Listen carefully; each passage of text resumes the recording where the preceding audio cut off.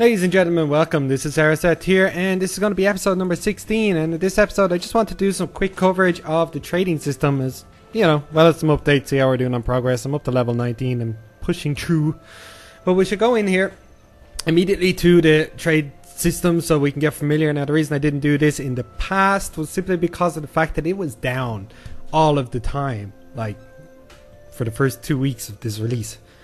But you know, it's up and running now, so I can take a look at it and go through some of the awesome features of the trade system. So first off, alright, we have our filters. Regular filters where you can find any item by your name. It is not the best. I don't believe I can just, you know, drag and I say I want to find some more buttermilk bickies there. Are you sure you want to? No, I do not want to destroy. I can't just click the name and, you know, do that, but I can type it in and post it up there if I want to do as well.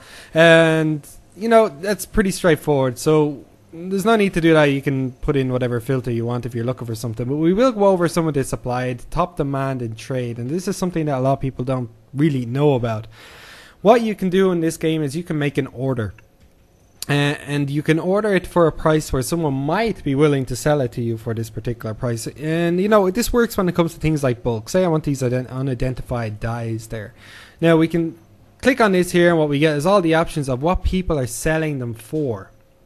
And so, you know, normally you just think immediately, no problem, I'm just going to buy one of these for the 5 silver, which is the cheapest price going there, or place a custom order.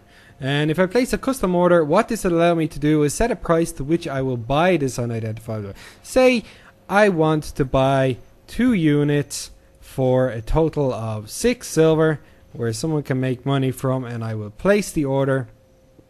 And what that'll do is it'll put up the order, and it'll pop up if someone is looking for it. Just say unidentified dye and you want to buy it. There is probably going to be an order. Where's the order list gone? Oh no, that only comes up when you sell. Damn, and I don't think I have any to sell. That's a pity. Oh well.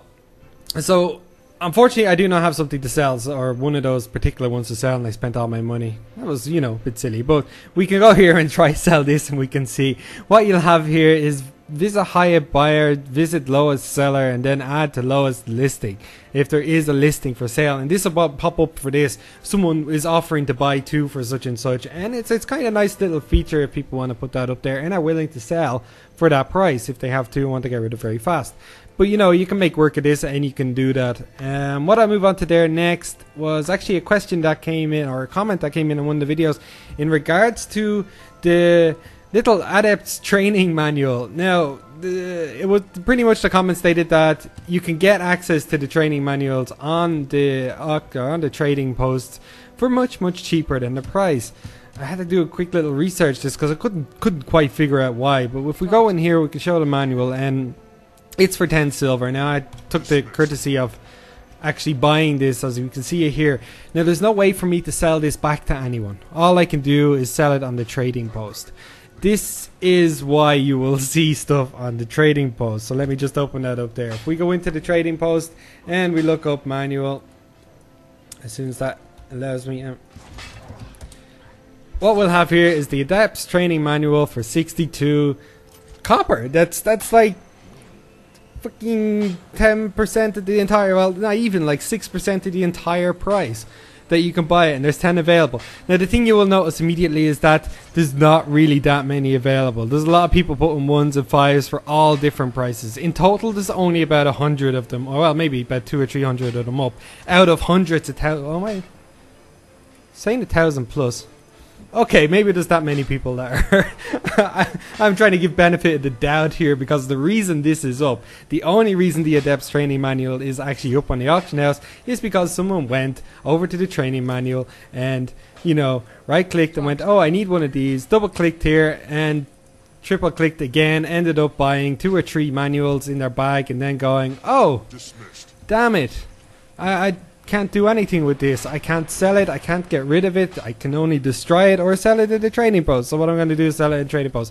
So what I suggest, if you were just seeing this for the first time and you do just buy the game and you're jumping in and want to get your manual, pop on there. You will save yourself a few bob because of some poor sod out there that has managed to accidentally double click on his trading manual and, you know, cost himself 10 silver for your cheap 60 copper, which is awesome. Next point that we'll jump onto there now is the currency exchange. I didn't cover this in the last episode simply because I think it was still down as well. There was the gem store was up.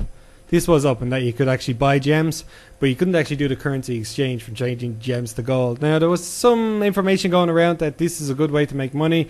Generally, it is not. People need to start confusing the difference between stock exchange and currency exchange. This is currency exchange in that it will not really generate you any additional gold or gems by buying or selling at different rates, unless there was some kind of breakdown in the system or some massive amount of fluctuation, because generally ArenaNet will always take its cut from this, so either way you're going to lose out. But you can buy them nonetheless. You can buy the gems, you can buy them for, well, how much do I have? I have quite a little amount of silver there. Remember, 382, so you know, at the moment, how much is it for one silver? Just to see there, you can get three gems for 1 silver.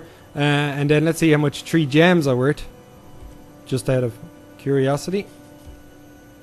Is worth 67 copper. So you know, there's a big difference, and that fluctuation will always kind of run with the system. There'll always be that much of a difference, unless there was something really major. So people trying to make money through this, it's not ideal. The best way to make money is through the trading post. If you really want to try and make money, what you can do is take advantage of the core amounts of stuff. For example, the top supplied items. Here we go. So you have a perfectly good stock exchange here. You have the top supplied items at the moment, which is the softwood. So that means the softwood is actually being sold for exactly 1 copper over the minimum price that can be allowed for this, and it can't actually be allowed for 3 copper because that's the minimal selling price to vendor. So it has to be 1 up. So this is the bare minimum price this can be sold for on the auction house, and there's tons and tons. If you wanted to, you could buy tons and tons of these, stack them all into your bag, and then wait 6 to 8 months.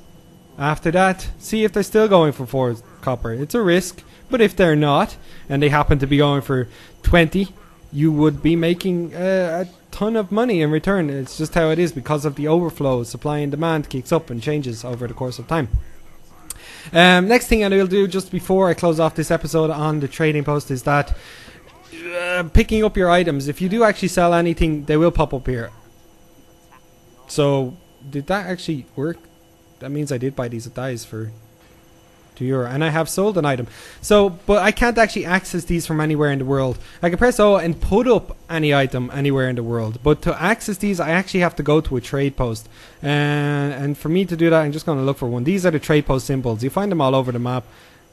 Generally, if you zoom in, I think you have to be in the region, but there's usually one in each region. I know there's one here, for example, as well, and one in the main. So I'm just going to quickly run down there to this area, and then we'll show just how to retrieve stuff. Okay, here we are. So pretty much if you access the trading post guy, just by right clicking on him, it'll bring up your trade post, except you have the option to pick up items, and you can just take all. Pretty straightforward. Then you suddenly have the stuff. So I managed to buy just now 2 unidentified dyes for quarter of the price because of the order system, and someone sold it. So I got pretty much each of them for half the price of what is being sold on the vendor because someone wanted to get rid of them.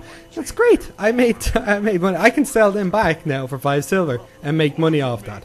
That's generally how it works, and I hope people are aware of this order system and put it to use, because you can make some serious money that way, guys. But that's it for this episode. I'm going back to questing. I'll be back again hopefully over the next couple of days. I'm going to try to get this up and do some PvP and World versus World, and we'll continue and cover those as best as we can. But that's it, guys. I will see you next time.